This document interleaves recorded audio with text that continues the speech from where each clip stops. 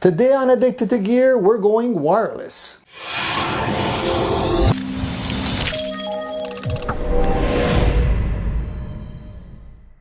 Guys, there's basically two types of guitarists in the world, those that like using cables and those that are getting a little fed up of using cables.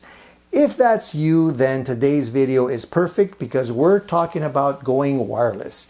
In this sexy looking three-tone Sunburst Stratocaster is a little device that is made by CFG. CFG stands for Cable Free Guitars. This is the CF-80 wireless transmitter, which is basically one half of the system that we're going to be talking about today.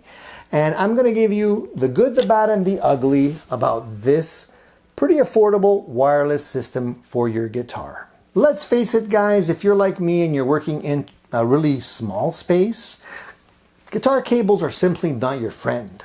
The reason for that is, you know the scenario, they get stuck everywhere, you know, under your chair. Pull it and your tripod goes flying or a guitar falls off the stand. Sometimes they're not very convenient. So in those scenarios, a wireless system like this is ideal because it kind of frees you up and declutters your space and makes playing the guitar in a tight environment a whole lot easier, in my opinion. So CFG has come out with this model, which is the CF-80, and is a very simple, straightforward system. That's what I like about it the most. It's not complicated. I don't need more complication in my life. I want something that's plug and play, and I don't need to read a 50-page manual to understand. And that's precisely what you get here. In one hand, I have the transmitter. In the other hand, I have a receiver.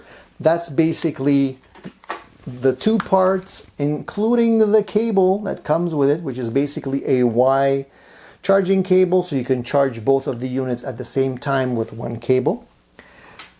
All you really have to do, plug them in, charge them up, and you have about 8 hours of playtime with these units. Pairing couldn't be easier because there's not many buttons on the unit. On the side, you see there's a charge cable input. On the other side, it's a power button and a pair button. That's it. And that's really all you need. So you turn on the units first. You'll see the lights go on. And then you press the pair button on both of the units at the same time. The lights will start to flash. When you let go, they'll pair up, and you'll know they're paired up when the lights stop blinking. Might take a second or two. There you go, paired up. Now you take the transmitter, plug it into your guitar. Take the receiver, plug it into either your amplifier, a multi-effects unit, you know, it could be your pedal board, wherever, depending on your scenario, and you're ready to play. What I like about the units is that the jack, as you can see, tilts quite a bit and is very, very rigid. Doesn't feel cheap. There's nothing that shakes around. You get a nice feel that the actual jack portion of this will not snap off, which is always a good thing. If you're plugging it into a Strat, you want it to be rather straight, and then you just plug it into your guitar. What I like about it is because they do tilt, you do have the ability to snug them against the body like that. So if you do have a trem bar in the guitar, it doesn't protrude that much, so it shouldn't interfere with it. So far I've tried it with the Strat, I've tried it with a Telecaster, I've tried it with a Les Paul, I've tried it with many guitars. So far all of the guitars in my collection work very nicely with the units. The back of the unit has a little rubber piece out in the back here so that it doesn't scratch your guitar.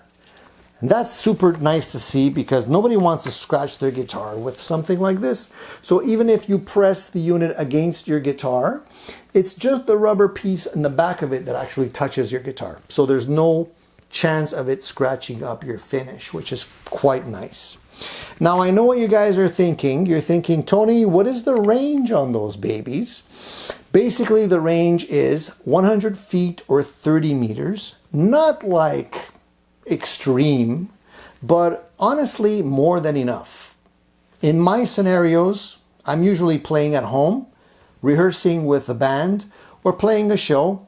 I'm not playing Red Rocks or Shea Stadium or something like that. So for me, I don't need a ton of range. 100 feet is fine. I just want to clarify one thing. Most of these systems, when they give you the specs for the range, it's line of sight, which means that as long as there's nothing blocking the receiver and the transmitter, you should be fine for the maximum range. Obviously, that's going to drop off if you're going into another room or if there's a concrete column somewhere in between or something like that. But typically, you won't have too many problems. The units work on 2.5 gigahertz, which to me works fine. I haven't heard any kinds of drop-offs with these units. I haven't communicated with any aliens. I haven't picked up any noise or radio stations. So they're very clean, very quiet, and most of all, they're fast. So if you strum a chord, you're not going to hear a delay where you're waiting a couple of milliseconds before you hear the sound coming out of your amplifier. Nobody likes that.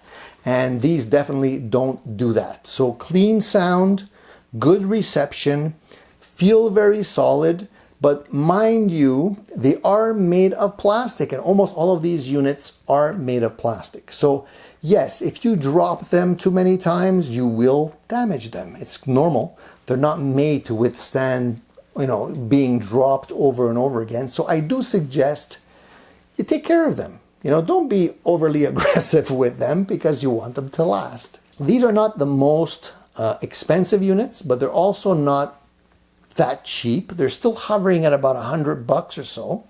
Right now, if you go over to the CFG website, you can probably still get a discount that I saw on their website for a 30% code. So you can actually buy these units and have a little money left over for a nice set of strings or something like that. But I don't know how long that's going to last. So you might want to act soon if you're considering it. These do work on batteries. Batteries don't last forever. What ends up happening is eventually, after charging and discharging over and over again, they will eventually die on you. These units don't seem to be made for the batteries to be easily replaced. However, I do see some screws in the back of the unit, which leads me to believe you can probably pop open the case somehow and possibly MacGyver a battery swap, but I can't guarantee that it would be easy to do. They are made in China, and I'm hoping they will last. So far, no issues. Only time will tell how long these will end up lasting. I did accidentally do a couple of drop tests with them, and they seem to have withstood the initial little accidents. But I hope that they last a long time because I really do like using a wireless system. It's a great alternative for many scenarios. Now, if you've already picked up one of these CF-80 transmitters, I'd love to hear your feedback. Let me know if you like them, if you give them a thumbs up or a thumbs down, if you have had any issues, or perhaps you just love them. Whatever the case may be, we want to hear from you. So please leave your comments down below. If you have questions regarding this system in particular and you want me to give you some additional information, just contact me. I'm always open for questions, and I welcome your questions and comments no matter what they are. So once again, guys, thank you for tuning in to Addicted to Gear. I hope I shed some light on the wireless technology and some of the options that are available to you out there. If you like the content that we're producing, please give me a thumbs up. We definitely appreciate the support. In the meantime, stay tuned, guys. Keep rocking, and there'll be more great stuff right here on Addicted to Gear.